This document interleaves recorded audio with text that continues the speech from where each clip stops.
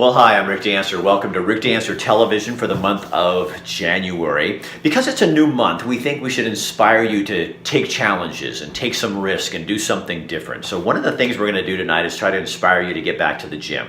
Get in shape, get healthy, and that kind of thing with your eating. We're also going to inspire you by taking 2 homeless youth in our community and giving them a bit of a makeover. Now, we understand that cutting your hair is not going to change your life. But we also believe that when you show interest in people and do something for them, that it can spark change. Well, there's a man who is a horse rescuer. He was a foster child himself, and now he is fostering horses and trying to make changes for them. And we're going to go back to the old KEZI days with Aaron Bruce and take you on a water rescue to show you what you need to know when you are thrown out of a boat in a river in Oregon. That's all coming up this edition of Rick Dancer Television. I'm not dead. That sounds like something interesting.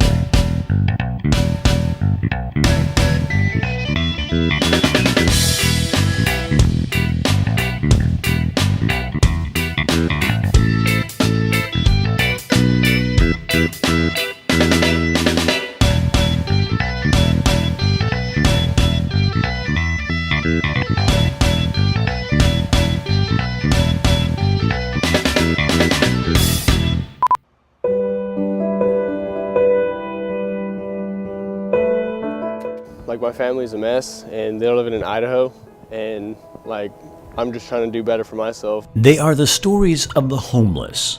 My family all struggles with drug problems. My name is Victoria. I'm 20 years old and I've been living on the streets for about 2 years now. Common threads. Because life is hard. And being an adult is a struggle.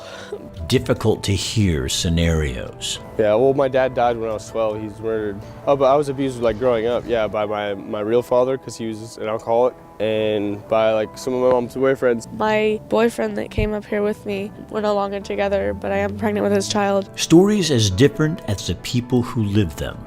Started doing meth again, and now I'm clean. Like, there's a lot more to everyone's story than people like understand. Drake and Victoria. I still act like a kid, but my responsibility level is sky high, and I take responsibility more serious than anything in my life. Both 20 years old and homeless. Right now, it's just started getting pretty cold this time of year. Sleeping on the streets and being uncomfortable out of bed. Doing better these days. Like, I'm working and trying to get into a place. I'm trying to work on getting my GED, but failing, but I have a job and I'm doing pretty well right now. Making better choices thanks to finding people who really care at Hosea Youth Services and other agencies. You gotta be responsible. You gotta start being an adult, no matter how old you are on the street.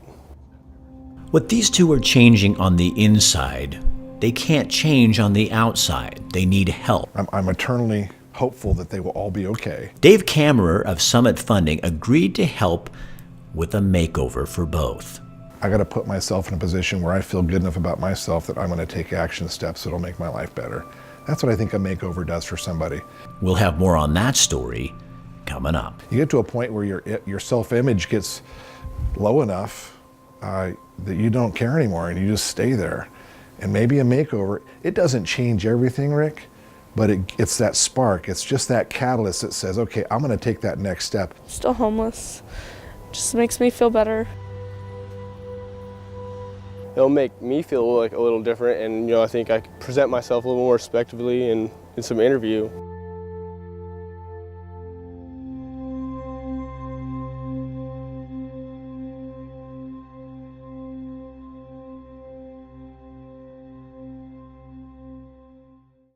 So working out is really a choice. Nobody can tell you what to do, and nobody can make you do it. But I think the key is to make it a lifestyle choice. So it's not something you have to do, it's something you get to do. There's so many people in this world who can't work out because of disease and illness. And if you're able-bodied, you can't just keep putting it off. It's making a commitment and saying every day I'm going to do 30 minutes of exercise, and then maybe you expand that up a little. It's not how much you do, it's that you're doing it. I mean, you really can do it. You really can do it. Start slow. Don't burn yourself out, but get off your butt and go try it, okay? Okay, this is not the way you want to start your morning. I have a shoot I have to go to in 15 minutes. I pull up to the Fred Meyer gas station and my car won't start. So what do? I bring it to Patrick Olson Automotive after leaving it running for while I was doing my show. And they tested it and like within 2 seconds figured out it's my Toast, dead battery. dead battery. So we replace the battery and then he says, Now your radio's locked. Well, it was locked before it got here, but because you didn't know no voltage. so my radio is locked, it's off. I have no way of getting my radio back on unless I take it over to the dealership where they'll charge me to reinstate my code to do this. So Patrick goes, watch. I got a couple little places where the Honda and Acura likes to hide them, and I was like, well, you know, just for giggles, let me pop this fuse panel here, right So here. he popped the fuse panel and check this out. Little hidden gem right there. Right inside is my code. So that's why you want to go to somebody like Patrick Olson, because they know the tricks. And everybody's not going to share those with you, so thank you. You're welcome. So, but I still have to pay my bill. $5,000. If you like awesome, you should have me. Everyone. This is little Ella. We found out we were pregnant right as we bought the house with Katie, so it was very special. Most realtors send out a form in the mail.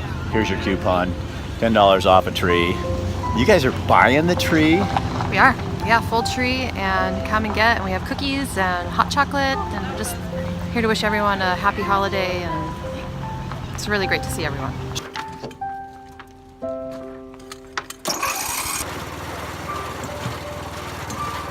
This is above and beyond, which is what we do. That's what, you know, above and beyond. Who gives away free Christmas trees? It helps us stay in touch with our clients, like doing stuff like this is a great way to stay in touch. Well, most realtors just send you something in the mail and say, go for it. We're not most realtors. Christmas tree. I get to help people, and when I get to see them again after, I don't know, some people it's been 5 years since I helped them buy or sell their property, and I get to see them again. It's really great. It's rewarding, and I like the people I work with, so I feel like I'm seeing a long lost friend that I haven't seen for a really long time. Our slogan is that we give a voice to those with no advocacy, no matter the cost. Sometimes we can't afford it, most of the time we can. So this is Copper. She's a 30-year-old blind BLM Mustang. Once upon a time, she was an amazing horse. At a barn on the edge of Eugene, Oregon, the Reigning Spirit Ranch is literally saving lives. So where do you find these horses? The horses all come from the Eugene Livestock Auction, or ELA. Our job is to buy them away from kill buyers, and then we have volunteers that come in and help clean them up the stalls, and my wife and I train them. Yeah, they can only bid so high, so price goes between 39 and 79 cents a pound. They don't really want to bid higher than 50 cents a pound because then their profit is not there. With the meat market, they get loaded up, they go to a kill lot. Tyson Schuler, his wife, and dedicated volunteers and sponsors do all that they can to keep that from happening. His issue is he got an injury during barrel racing. So he's tentatively lame. Well, we've been public now for 4 months, but our first start was 4 years ago. So why is this so important? What is the connection that this young man has with the horse? My mother died when I was 14, and I went into foster care, and I found somebody that was able to take care of me and that was willing to help me work through my problems that I gained in my childhood to become a better person.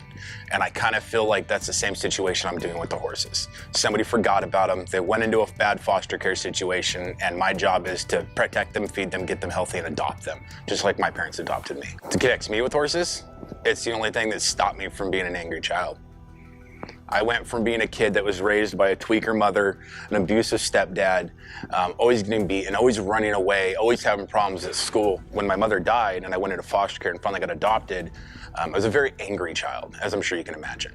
I didn't care for anybody. I was aggressive, I fought, and my mom was really big into Arabs at the time, or who I call my mother now. and she took me to the barn. And she said it was the first time I ever just shut up and watched. There is a connection between this man, his past, and the animals he worked so hard to try to save. He understands that. And when you hang around the barn long enough, you kind of wonder if the horses don't sense the same thing. I have 23 of them right now, and we've adopted out 11 since we started. So what can people do to help you? Well, we're always looking for sponsors. Sponsors allow us to have more money for food, more money for time, more money for training equipment. And then if you love horses, you can volunteer. We have, I think we're up to 7 volunteers now. I have messed up teeth. And I've never done a drug a day in my life. I've had a rough childhood. I'm covered in tattoos. I'm sleeved, my chest, my legs. It doesn't affect who I am. It doesn't affect the fact that I'm a father of 3 beautiful daughters. I raised them right. They all think boys are disgusting and horses are the way to go. It's not about how you look or who you are or some stupid stereotype. It's about what you do for other people and what you do for yourself. It's self-sacrifice. If you give somebody a chance and you give somebody a chance to show you what they're really worth, you might just be surprised at what they show you.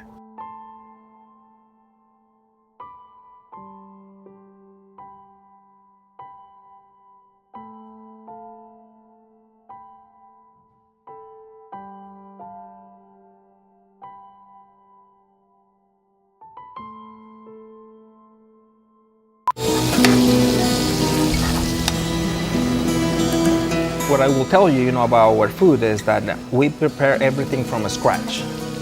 So we make sure we hire people that have the passion for making food. That's one of the ingredients. The other one, we make sure that our recipes, they use the ingredients that we tell them to use.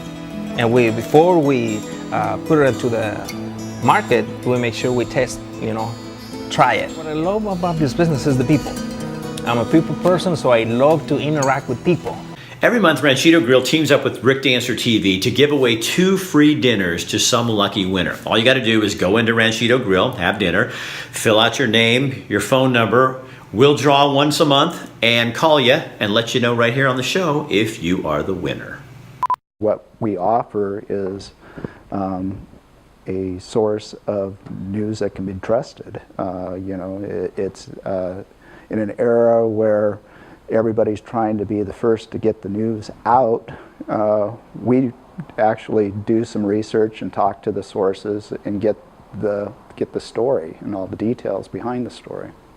So we get up in the morning, we get in our car, turn it on and get tootling down the road, and we never expect what could possibly happen. So when I look out here, I just see so many things that went wrong, and it probably had a very lasting effect. The biggest mistake that people make with their car insurance is not having enough, or not reviewing their coverages properly.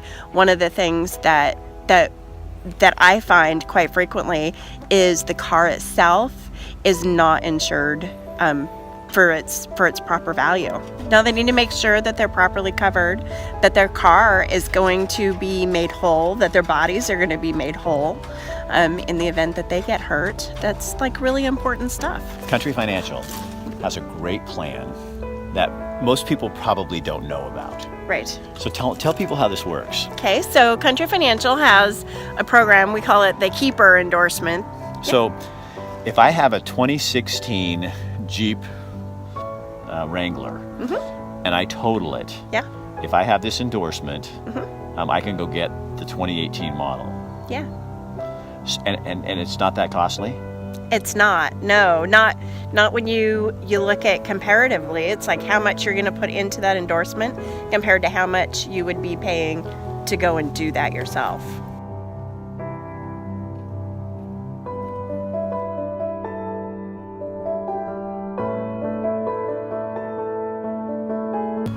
I'm really scared about chopping my hair off. We would shave the rest and create a nice little fade on the sides. We go real tight, but leave it just a little bit darker towards the top edges. How are you? Good. Good. I'm Mackenzie. I'm Tori. Nice to meet you, Tori. Take a seat. Reassures me that I'm still a person who's loved. 20-year-olds Drake and Victoria are homeless. They know a haircut is not going to change their world. Well, Rick, okay, so the makeover is just a beginning. It's the first step. Dave Kammerer of Summit Funding believes in first steps. So when we told him about our idea, he said, sure, I'm in. And so did hairstylist Mackenzie Mingo of Mackenzie Mingo Creations. She agreed to style and cut Victoria's hair. My barber, the Sicilian barber, Francesco Michelli, agreed to cut Drake's hair for free. It'll make me feel like a little different, and I think I could be more present myself a little more respectably in some interview. Victoria is pregnant and longs for a fresh start. I had a rough life in high school. I was bullied, put down a lot. I was called fat and ugly, a whore, slut. She and Drake stay on the streets to save money for the baby. Hopefully I'll be housed by then, but I'm gonna take care of him and love him with all my heart and be there for every problem he has. And just because I'm homeless doesn't mean I can't be loved.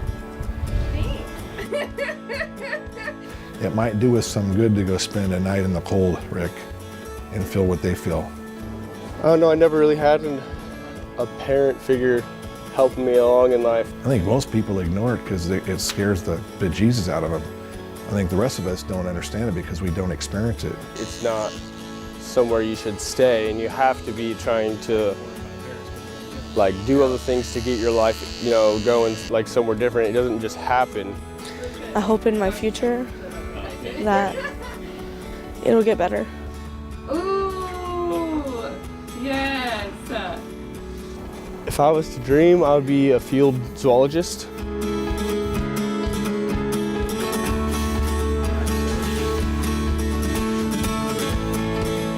It'd be like Steve Irwin without the camera.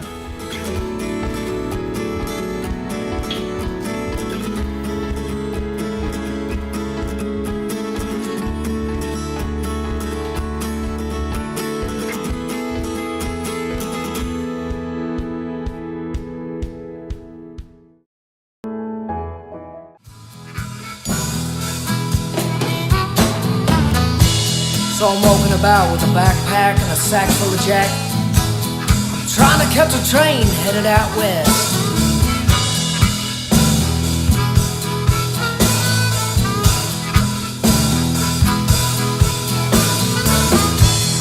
Whoa, and I'm so high, so high.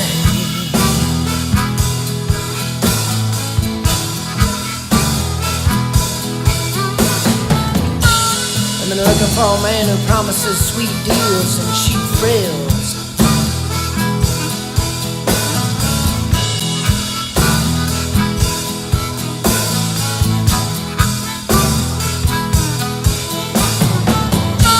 So I jump up on my train and I sit down what I own. 'Cause I can get used to my new home, babe.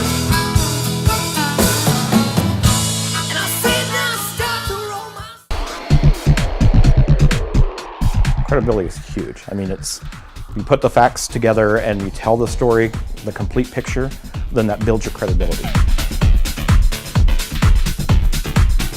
Trust is key, because if they don't trust what it is that you're doing every single week, then they're not going to subscribe to the paper, they're not going to buy the paper, they're going to look for other sources to find the news that they want. One of the big mistakes I think most of us make in our exercise routine is routine. We get in, I hop on the bike, and I just begin doing this. It's not bad for you. I got my heart rate up to 113, but watch. Let's kick it up a little. Let's get that core involved, and then let's get our arms involved. Let's add some weight, some resistance, and then do this. So now we're punching, okay? Now my body's in full swing, and I'm pushing, and I'm thinking about it. So I'm not just in the motion. This next story is something probably, if I look back on my career, the finest thing I've ever worked on. Senator Mark Hatfield was a statesman in Oregon. He was a Secretary of State, legislator, Secretary of State, governor, and then a U.S. Senator for 30-some years. This is something I think I think we're ready for this right now. With what you see going on in Washington, D.C., and even here in the state of Oregon, I think it's time to look back at what a politician used to be. A gentleman of the highest order, and well respected. He saw a tapestry that very few people saw. Most people see threads. He saw the tapestry. I learned a lot because people would say to me, well, Mark Hatfield, he's a Republican, therefore XYZ. Well, no, he's not that kind of Republican. You can't label him that way and describe him with any integrity.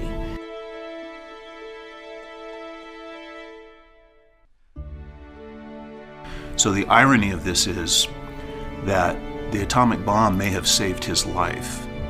And then seeing what the effect of the atomic bomb was on people caused him to devote much of his life to the elimination, if possible, of these weapons from the face of the earth. We all owe our present existence, our successes, and the good things that we've been able to do for our people. We all owe that to the efforts of the Senator. You cannot make a deity out of somebody. That's wrong. And I think the folks realize that he had some shortcomings too. Like, he was a human being, like everybody else. And I remember going into the meeting, and Mark was sitting in a chair kind of in the middle of the room, and no other senator was sitting around him. And I went and I sat next to him, and by and large, we were able to convince the group we're not going to start taking people's chairmanships away because of one vote. But afterwards, Mark thanked me a lot. He said that was one time when he really felt lonely. But the way he survived the tough times, where he clearly turned to his faith and depended on it completely, are the times when we really got that. I think what is perfectly evident is you don't have a person who hedged and trimmed throughout his career and was courageous at isolated moments. You have a courageous person throughout a career who, at very specific moments, demonstrated that courage in very vivid ways.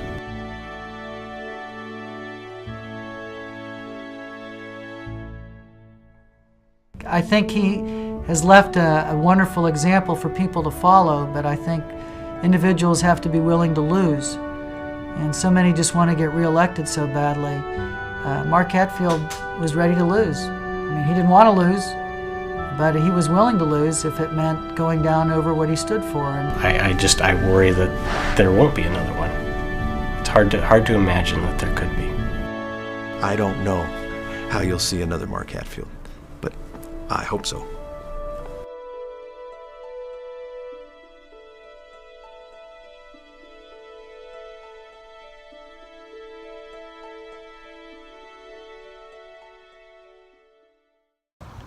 Okay, so you are Bruce Smith. And Bruce Smith bought this van. Well, it's a big bus. This used to be our KECI live bus that they take out to the fairgrounds and we do live remotes. So here I am back in front of the old bus. How long have you had it? Since 2004. And what you don't do any live broadcasts from it, do you? No, not anymore. So we're out here shooting a story and he comes up and says, "Hey Rick, I've been a fan for a long time and look what I got.